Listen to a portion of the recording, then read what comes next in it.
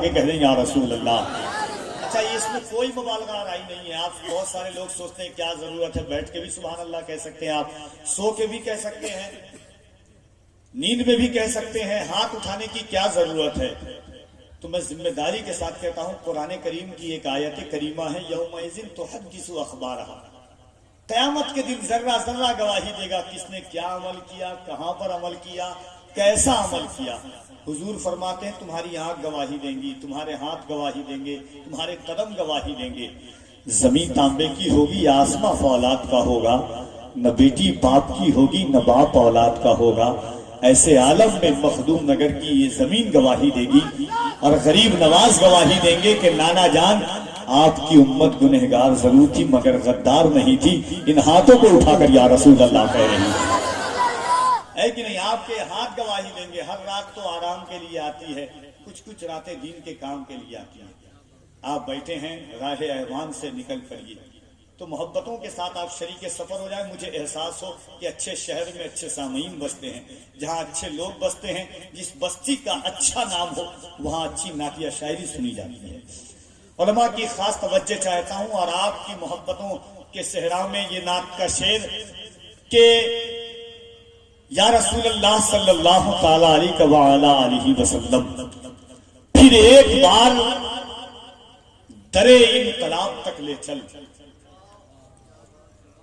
پھر ایک بار درے انقلاب تک لے چل، نئی صدی کو رسالت معاف تک لے چل، پھر ایک بار درے انقلاب تک لے چل۔ دنیا چاہتی ہے کہ موجودہ صدی، موجودہ زمانے پہ چل کر کے اپنے مستقبل کی تلاش میں ہے یہ زمانہ، مگر نبی کا ایک عاشق کہتا ہے اگر قوم مسلم امت مرحومہ کو اپنا کھویا ہوا وقار ڈھونڈنا ہے تو آگے نہیں پیچھے جانے کی ضرورت ہے، اور وہ بھی تھوڑا پیچھے نہیں بلکہ پورے 1400 سال پیچھے جانے کی ضرورت ہے۔ پھر ایک بار درے انقلاب تک لے چل، نئی صدی کو رسالت معاف تک لے چل، تجھے جہاں کا اپاہج نظام کیا دے گا، اٹھ اپنے آپ کو ام الکتاب تک لے چل۔ تجھے جہاں کا اپاہج نظام کیا دے گا، تجھے جہاں کا اپاہج نظام کیا دے گا۔ پھر ایک بار درے انقلاب تک لے چل، نئی صدی کو رسالت معاف تک لے چل، تجھے جہاں کا اپاہج نظام کیا دے گا، اٹھ اپنے آپ کو ام الکتاب تک لے چل۔ اور ایک شعر سنے کہ جو بے زباں ہیں وہ اسرار کھولنے لگ جائیں، جو بے زباں ہیں وہ اسرار کھولنے لگ جائیں۔ حبیب اللہ بھائی، جو بے زباں ہیں وہ اسرار کھولنے لگ جائیں، اگر وہ چاہیں تو پتھر بھی بولنے لگ جائیں۔ کہہ دینا سبحان اللہ۔ حضور کی بارگاہ میں ایک عورت آئی، پہلے بھی تھی لیکن اعلان نبوت سے جب حضور نے نبوت کا اعلان فرمایا، قبیلہ بنو سلیم کی وہ عورت تھی، شادی نہیں ہوئی تھی، جب بھی دیکھتی وہ حضور کو گالی دیتی، برا بھلا کہتی، حضور کے خاندان کو، حضور کے گھر والوں کو، حضور کی نسلوں کو برا بھلا کہتی۔ حضور نے ہجرت فرما کر کے حضور مدینہ شریف تشریف لے آئے۔ فتح مکہ کے بعد پھر حضور اس لڑکی کی شادی ہو گئی، حضور اس کے سسرال کے قریب سے گزر، اسے پتا چلا کہ وہی قبیلہ قریش والا محمد گزر رہا ہے، اس کے پیٹ میں بچہ تھا، شادی ہو چکی تھی۔ کہا سوچی کہ بہت دن ہو گئے محمد کو برا بھلا کہتے ہوئے، پھر اپنے دروازے پر آئی، دیکھا کہ حضور آ رہے، پھر اس نے برا بھلا کہنا شروع کیا۔ جیسے ہی اس نے برا بھلا کہنا شروع کیا، اس کے پیٹ میں جو بچہ تھا اس نے کہا ماں تجھے کس کو برا کہہ رہی ہے؟ جو اللہ کا پیغمبر ہے، جو اللہ کا محبوب ہے، جو اللہ کا حیرت سے دیکھتی ہے۔ وہ کافرہ عورت کہتی ہے میں پہلے بھی برا کہتی تھی، اب بھی برا کہتی ہوں، مگر میرے بچے بتا کہ تو ابھی پیٹ میں تجھے بولنے کی طاقت کس نے دی؟ بچہ کہتا ہے ماں جسے دیکھ کر کے ابو جہل کی بند مٹھی میں کنکر کلمہ پڑھے میں تو بھی اللہ نے مجھے مسلمان بنا کر کے بھیجا۔ ہاں تو محبت کے ساتھ آپ بیٹھے ہوئے ہیں تو دل لگائیے اور پورا مجمع ہاتھوں کو اٹھا کر کہہ دے یا رسول اللہ۔ اس انداز سے نہیں دل لگائے اور پوری طاقت کے ساتھ کہہ دے یا رسول اللہ۔ قدم آگے جو بڑھ جائیں، قدم آگے جو بڑھ جائیں، قدم آگے جو بڑھ جائیں تو پھر لوٹا نہیں سکتے۔ وہ اپنی موت بھی آگے تو پیچھے جا نہیں سکتے، قدم آگے جو بڑھ جائے تو پھر لوٹا نہیں سکتے، وہ اپنی موت بھی آگے تو پیچھے جا نہیں سکتے۔ اگر نکلے گھروں سے نعرہ تکبیر پڑھ کر ہم کسی کے باپ کے قابو میں ہرگز آ نہیں سکتے۔ اگر نکلے گھروں سے نعرہ تکبیر پڑھ، اچھا سمستی پور میں کوئی نعرہ نہیں لگاتے کیا؟ نعرہ لگاتے ہیں آپ؟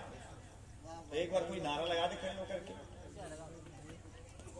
اللہ اللہ سلامت رکھے۔ نعرہ تکبیر، نعرہ رسالت، نعرہ حضرت، نعرہ کانفرنس، نعرہ تکبیر، نعرہ رسالت۔ شیر سنے کے جو بے صلاح ہے وہ اسرار کھولنے لگ جائیں، جو بے صلاح ہے وہ اسرار کھولنے لگ جائیں، اگر وہ چاہیں تو پتھر بھی بولنے لگ جائیں، اور اگر درود زبانوں پہ لکھ دیا جائے میرا یقین ہے گونگے بھی بولنے لگ جائیں۔ زبانوں پہ لکھ دیا جائے، اگر درود زبانوں پہ لکھ دیا جائے میرا یقین ہے گونگے بھی بولنے لگ جائیں۔ اور سب سے پسندیدہ شعر کہ یا رسول اللہ تیرا مزار توازن بحال رکھتا ہے، یا رسول اللہ تیرا مزار توازن بحال لگتا ہے، وگرنہ ساری زمینیں ہی ڈولنے لگ جائیں۔